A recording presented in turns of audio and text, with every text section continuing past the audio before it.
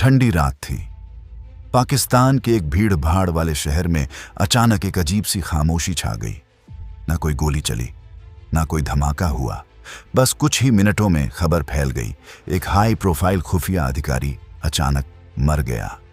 सरकारी रिपोर्ट में लिखा गया, दिल का दौरा।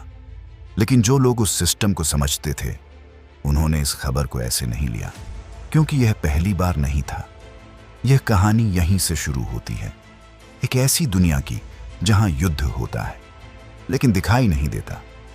भारत और पाकिस्तान के बीच दुश्मनी सिर्फ सीमाओं तक सीमित नहीं है। असली लड़ाई तो पर्दे के पीछे चलती है, खुफिया एजेंसियों के बीच। भारत की रो और पाकिस्तान की ISI, ये दोनों एजेंसियां सालों से एक ऐसे साए वाले युद्ध में उलझी हुई हैं जहां हर चाल छुप कर चली जाती है। इस युद्ध में न कोई घोषणा होती है, ना कोई जश्न, और ना ही कोई हार मानता है। यहां जीत वही है जिसके बारे में कोई जान ही न पाए। ऐसी ही एक कहानी है, एक टारगेट की और उस तक पहुंचने की। किसी भी खुफिया ऑपरेशन में सबसे पहले बनती है एक लिस्ट। यह कोई आम लिस्ट नहीं होती। इसमें वो नाम होते हैं जो किसी देश की सुरक्षा के लिए खतरा माने जाते हैं।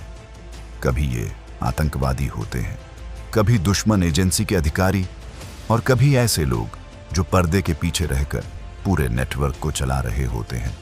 लेकिन इस लिस्ट में नाम आना ही अंत नहीं होता। असली खेल तो उसके बाद शुरू होता है। किसी भी टारगेट तक पहुंचने के लिए सीधे हमला नहीं किया जाता। यह कोई फिल्म नहीं होती जहां हीरो जाकर गोली चला दे। असल दुनिया में हर कदम सोच समझकर उठाया जाता है। सबसे पहले उस व्यक्ति की पूरी जिंदगी को समझा जाता है। वह कहाँ जाता है, किससे मिलता है, उसकी आदतें क्या हैं, उसकी कमजोरियां क्या हैं, और फिर शुरू होता है धीरे धीरे उसके करीब पहुंचने का खेल। कई बार यह काम सालों तक चलता है। एक नकली पहचान बनाई जाती है, एक नई जिंदगी शुरू की जाती है, और धीरे धीरे उस टारगेट के आसपास एक अदृश्य जाल बुन दिया जाता है। कभी कोई दोस्त बनकर पास आता है, कभी कोई कर्मचारी, कभी कोई ऐसा इंसान जिस पर शक ही न हो। और जब सब कुछ तैयार हो जाता है, तब होता है सबसे खामोश हिस्सा। इस दुनिया में सबसे खतरनाक हमला वह होता है जिसमें कोई आवाज न हो, न गोली, न खून, बस एक घटना जो बाहर से बिल्कुल सामान्य लगे।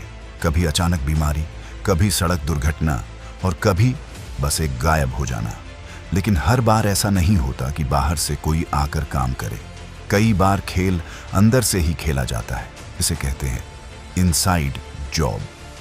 दुश्मन के सिस्टम में ही किसी को अपने पक्ष में कर लेना, या फिर ऐसा माहौल बना देना कि वह खुद ही टूट जाए।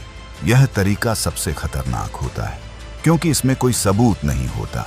बाहर से सब कुछ सामान्य दिखता है, लेकिन अंदर ही अंदर सब खत्म हो चुका होता है।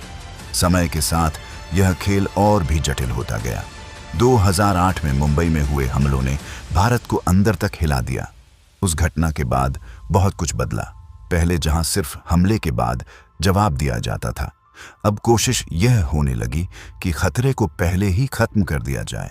अब लड़ाई सिर्फ सीमा पर नहीं रही, यह दिमाग और जानकारी की लड़ाई बन गई। आज अगर किसी दुश्मन को रोकना हो तो जरूरी नहीं कि उसे मार दिया जाए। कभी उसकी पहचान उजागर कर दी जाती है, कभी उसका नेटवर्क तोड़ दिया जाता है, और कभी उसे इतना कमजोर कर दिया जाता है कि वह खुद ही खत्म हो जाए। लेकिन इस पूरी दुनिया में एक चीज हमेशा एक जैसी रहती है, खामोशी। हर ऑपरेशन के बाद एक कहानी बनती है, लेकिन वह कहानी कभी पूरी नहीं बताई जाती। आधिकारिक तौर पर सब कुछ नकार दिया जाता है। हमें कुछ नहीं पता, यह एक सामान्य घटना थी। और यहीं से शुरू होती है सच्चाई और अफवाह के बीच की दूरी। क्योंकि असल सच्चाई हमेशा फाइलों में बंद रहती है, या उन लोगों के साथ चली जाती है जिन्होंने उसे अंजाम दिया था। अब फिर से उस रात को याद करो, एक शहर, एक अधिकारी, और एक अचानक मौत। क्या वह सच में एक सामान्य घटना थी, या फिर किसी बहुत बड़े खेल का हिस्सा? इसका जवाब शायद कभी नहीं मिलेगा। लेकिन जो लोग इस दुनिया को समझते हैं, वे जानते हैं कि कुछ लड़ाइयां ऐसी होती हैं जो कभी दिखाई नहीं देती। यहां ना कोई हीरो होता है, ना कोई विलेन, बस होते हैं साए जो चुपचाप आते हैं, अपना काम करते हैं, और बिना कोई निशान छोड़े गायब हो जाते हैं और पीछे रह जाती है सिर्फ एक कहानी जिसे कभी पूरी तरह साबित नहीं किया जा सकता।